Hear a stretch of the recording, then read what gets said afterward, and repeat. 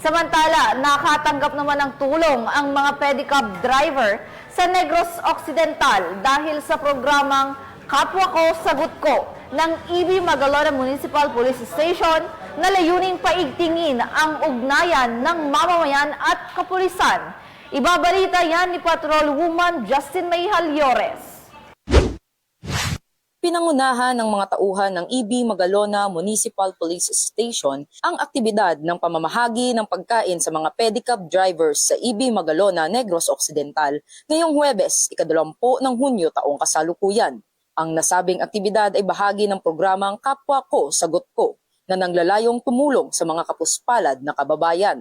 Ang pamamahagi ng pagkain ay naglalayo na makatulong sa mga pedicab driver na isa sa mga sektor na labis na naapektuhan ng kalamidad sa Negros Occidental.